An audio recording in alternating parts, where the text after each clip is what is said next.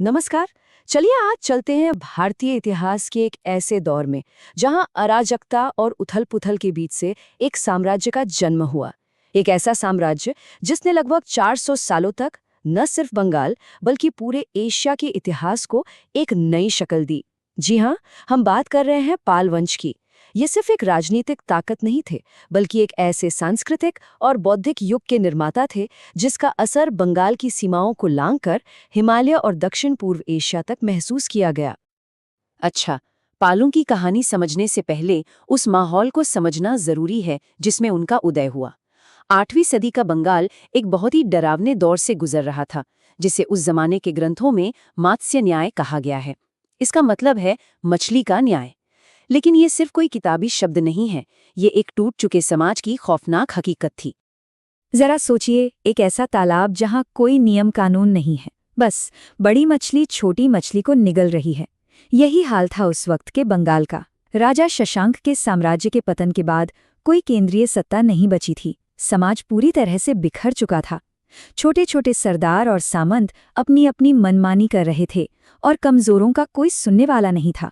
पूरा इलाका, आप कह सकते हैं, एक तरह की अराजकता में डूबा हुआ था और बाहरी हमलों का खतरा हर वक्त बना रहता था।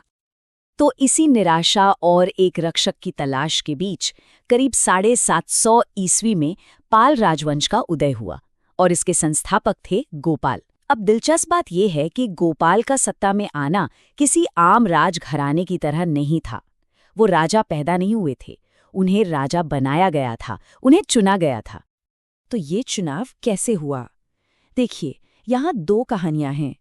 एक कहानी जो हमें बाद की किंवदंतियों में मिलती है, जैसे कि तिब्बती लामा तारानाथ के लेखन में, वो ये कहती है कि आम लोगों ने, जो इस अराजकता से तंग आ चुके थे, मिलकर गोपाल को अपना राजा चुना। ये सुनने में एक बहुत ही लोकतांत्रिक और आदर्श कहानी लगती है, लेकिन जो ऐतिहासिक सबूत हैं, खास तौर पर खालिमपुर से मिला ताम्रपत्र, वो एक ज्यादा व्यावहारिक तस्वीर पेश करता है। ये दिखाता है कि गोपाल को असल में उस इलाके के शक्तिशाली सरदारों और सामंतों के एक गुट ने मिलकर चुना था। ये एक तरह का प्रैक्टिकल फैसला था, ताकि इलाके में फिर से शांति और व्यवस्था कायम हो सके। अच्छा, गोपाल की सामाजिक पृष्ठभूमि को लेकर भी काफी बहस है।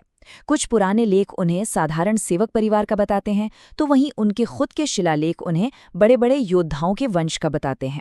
लेकिन सच तो ये है कि पालों की असली पहचान उनके वंश या जाति से ज्यादा उनकी आस्था में थी। वे महायान बौद्ध धर्म के सबसे बड़े और सबसे कट्टर संरक्षकों में से एक थे। यहाँ तक कि उनका नाम पाल भी इसी बात का सबूत है। पाल का मतलब ही है रक्षक, यानी धर्म या बौद्ध सिद्धांतों का रक्षक। गोपाल के बाद आए उनके बेटे धर्मपाल, और धर्मपाल ने इस क्षेत्रीय राज्य को एक शाही ताकत में बदल दिया। जैसे ही घर में स्थिरता आई, बाहर की महत्वाकांक्षा ने जन्म ले लिया, और यहीं से शुरू हुआ वो लंबा संघर्ष जिसे इतिहास में त्रिपक्षीय संघर्ष के नाम से जाना जाता है। ये करीब 1 सदी तक चला। इस पूरे खेल के केंद्र में था एक शहर, कन्नौज। कन्नौज उस दौर का दिल्ली था, आप यूं समझिए, उत्तर भारत का राजनीतिक और आर्थिक दिल। जिस किसी का भी कन्नौज पर कब्जा होता, उसे उत्तर भारत का स्वामी माना जाता। और इसी एक शहर के लिए उस समय की 3 महाशक्तियां आपस में भिड़ गईं। पूर्व से पाल, पश्चिम से गुर्जर प्रतिहार और दक्षिण के दक्कन से राष्ट्रकूट। धर्मपाल का शासन इस संघर्ष में किसी रोलर कोस्टर राइड से कम नहीं था। उन्होंने कन्नौज पर हमला किया, उसे जीता और वहां अपनी पसंद का एक राजा भी बिठा दिया। लेकिन ये जीत ज्यादा दिन नहीं टिकी। पहले उन्हें पश्चिम से आए प्रतिहार राजा वत्सराज ने हराया और फिर दक्षिण से आए राष्ट्रकूट राजा ध्रुव ने। सोचिए, कुछ ही सालों के अंदर कन्नौज के स्वामी से वो 2 अलग अलग साम्राज्यों से हार चुके थे। लेकिन यहीं पर धर्मपाल की राजनीतिक समझ और लचीलापन सामने आता है। जो राष्ट्रकूट सेना दक्षिण से इतनी दूर उत्तर तक आई थी, उनकी सबसे बड़ी कमजोरी थी उनकी लंबी सप्लाई लाइन। जैसे ही वो वापस दक्षिण की ओर मुड़े, धर्मपाल ने इस मौके को हाथ से जाने नहीं दिया। उन्होंने इस पावर वैक्यूम का शानदार फायदा उठाया, फौरन कन्नौज पर दोबारा कब्जा किया और वहां एक भव्य दरबार लगाकर खुद को उत्तरापथस्वामिन यानी उत्तर का स्वामी घोषित कर दिया। धर्मपाल के बेटे देवपाल के समय में पाल साम्राज्य अपने शिखर पर पहुंच गया। उनका प्रभाव उत्तर में हिमालय से लेकर दक्षिण में विंध्य पर्वत तक फैला। ज्यादातर इतिहासकार मानते हैं कि देवपाल का शासन ही पाल शक्ति का स्वर्ण युग था। कई दशकों तक इतिहासकारों के लिए ये एक पहेली थी कि पाल साम्राज्य के सिक्के क्यों नहीं मिलते। कुछ ने तो ये भी मान लिया था कि शायद पालों के राज में पैसों का चलन था ही नहीं और सारा काम वस्तु विनिमय यानी बार्टर सिस्टम से होता था। लेकिन हाल ही में धर्मपाल के शासनकाल का एक सोने का सिक्का मिला और इस एक सिक्के ने पूरी कहानी बदल दी। इस सिक्के पर राजा को एक जानवर का शिकार करते हुए दिखाया गया है, लेकिन ये सिर्फ एक तस्वीर नहीं है, ये सोने में गड़ा हुआ एक राजनीतिक बयान है। जैसे अगर सिक्के पर राजा एक सुअर यानी वराह का शिकार कर रहा है, तो ये सीधा सीधा उनके सबसे बड़े दुश्मन गुर्जर प्रतिहारों पर एक तंज है, क्योंकि वराह उनका शाही चिन्ह था। मतलब ये सिक्का सिर्फ पैसा नहीं, बल्कि अपनी सैन्य जीत का एक तरह का प्रोपेगेंडा था। पालों ने इतने बड़े साम्राज्य को एक बहुत ही सोची समझी सैन्य ताकत के दम पर संभाला था। उनकी सेना की भर्ती की रणनीति बहुत चालाक थी। वे भारत के अलग अलग कोनों से भाड़े के सैनिक लाते थे, खस, हूण, कर्नाटक, लाट और न जाने कहां से। इसका एक बड़ा फायदा ये था कि कोई भी एक स्थानीय सरदार सिर्फ अपने इलाके के लोगों को मिलाकर राजा के खिलाफ एक बड़ी सेना खड़ी नहीं कर सकता था। इसके अलावा उनकी एक मजबूत नौसेना भी थी जो समुद्री व्यापार मार्गों को सुरक्षित रखती थी। लेकिन पालों का असली तुरुप का इक्का थी उनकी विशाल हाथी सेना। बंगाल के घने जंगल हाथियों के लिए एकदम सही जगह थे और पालों ने इसका भरपूर फायदा उठाया। उनके पास युद्ध हाथियों का शायद उस वक्त का सबसे बड़ा बेड़ा था। 9वीं सदी में एक अरब व्यापारी सुलेमान ने तो यहाँ तक लिखा है कि पाल राजा जब चाहे 50,000 हाथियों की सेना मैदान में उतार सकता था।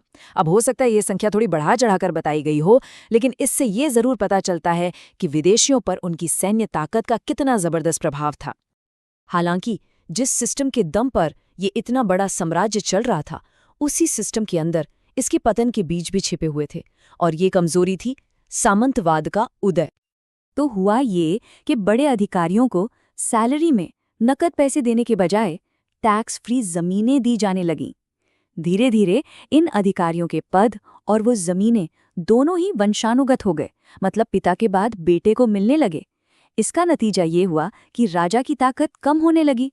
वो अब अपनी मर्जी से अधिकारियों को हटा या बदल नहीं सकता था। इससे धीरे धीरे शक्तिशाली स्थानीय परिवार उभरने लगे जो अपने अपने इलाकों में लगभग आजाद हो गए, और उन्होंने केंद्र की सत्ता को अंदर से खोखला कर दिया। और फिर साम्राज्य पर एक के बाद एक चोट पड़ने लगी। 1021 ईस्वी में दक्षिण के शक्तिशाली चोल साम्राज्य ने बंगाल पर हमला किया और पालों को बुरी तरह हराया। फिर लगभग 1075 में कैवर्त विद्रोह हुआ। ये एक बहुत ही विनाशकारी आंतरिक विद्रोह था जिसका नेतृत्व एक ताकतवर सामंत कर रहा था। इस विद्रोह में पाल राजा मारा गया। रामपाल, जो आखिरी महान पाल राजा माने जाते हैं, उन्होंने गद्दी तो वापस हासिल कर ली, लेकिन इसकी कीमत उन्हें सामंतों को और ज्यादा ताकत देकर चुकानी पड़ी। और आखिरकार 12वीं शताब्दी तक ये महान साम्राज्य पूरी तरह से बिखर गया और उसकी जगह सेन वंश ने ले ली। पाल साम्राज्य की राजनीतिक सीमाएं तो वक्त के साथ मिट गईं, लेकिन उनकी असली और सबसे स्थायी विरासत थी उनकी सांस्कृतिक, धार्मिक और बौद्धिक देन। यही वजह है कि पाल युग को अक्सर बंगाली इतिहास का स्वर्ण युग कहा जाता है। पाल राजा महायान बौद्ध धर्म के शायद इतिहास के सबसे बड़े संरक्षक थे। उन्होंने नालंदा जैसे पुराने और प्रसिद्ध विश्वविद्यालयों को दिल खोलकर दान दिया और विक्रमशिला और सोमपुरा महाविहार जैसे कई नए विश्वविद्यालय और मठ बनवाए। आपको अंदाजा देने के लिए बताऊं, अकेले धर्मपाल ने नालंदा विश्वविद्यालय के खर्च के लिए 200 गांवों का पूरा राजस्व दान कर दिया था। ये सिर्फ एक दान नहीं था, ये शिक्षा को दी जाने वाली अहमियत का एक जबरदस्त सबूत था। ये विश्वविद्यालय सिर्फ भारत के लिए नहीं थे, ये ज्ञान के अंतर्राष्ट्रीय केंद्र बन गए थे। इनका प्रभाव इतना ज्यादा था कि इंडोनेशिया के जावा द्वीप के राजा ने अपने छात्रों के लिए नालंदा में एक मठ बनाने की इजाजत मांगने के लिए देवपाल के दरबार में एक राजदूत भेजा था। ये दिखाता है कि उस वक्त बंगाल एशियाई बौद्ध शिक्षा का एक तरह से ग्लोबल हब बन चुका था। और ये विरासत सिर्फ बंगाल तक सीमित नहीं रही, इसे पूरे एशिया में एक्सपोर्ट किया गया। विक्रमशिला के महान विद्वान अतीश दीपंकर जैसे विचारकों ने तिब्बत में बौद्ध धर्म को फिर से स्थापित करने में बहुत बड़ी भूमिका निभाई। पालों की खास कला शैली जो काले पत्थर की मूर्तियों के लिए जानी जाती है, उसका असर नेपाल, बर्मा और जावा की कला पर आज भी देखा जा सकता है। और शायद सबसे बड़ी बात, उन्होंने उस प्रोटो बंगाली भाषा को बढ़ावा दिया जिससे आज की आधुनिक बंगाली भाषा निकली है। तो आखिर में पालों का प्रभाव उनकी जीती हुई लड़ाइयों या उनके कब्जे वाले इलाकों से नहीं, बल्कि उन विचारों से तय हुआ जिन्होंने पहाड़ों और समुद्रों को पार किया। उनकी सबसे गहरी और सबसे लंबे समय तक चलने वाली विरासत सैन्य नहीं, बल्कि सांस्कृतिक, धार्मिक और अकादमिक थी। और ये हमें एक आखिरी सवाल पर लाके छोड़ता है। हम अक्सर किसी साम्राज्य की कामयाबी को उसकी ज़मीनी सीमाओं, उसकी फौजी जीतों और उसके खजाने से नापते हैं। लेकिन क्या हो अगर किसी साम्राज्य के विचार उसकी राजनीतिक सीमाओं के खत्म होने के सदियों बाद भी जिंदा रहें? तो शायद हमें उसकी कामयाबी को उसकी जीते हुए इलाकों से नहीं, बल्कि उन विचारों और उन दिमागों से मापना चाहिए जिन्हें उसने एक नई शक्ल दी। शायद सबसे ताकतवर सरहदें वो होती हैं जो ज़मीन पर नहीं, बल्कि मन में खींची जाती हैं।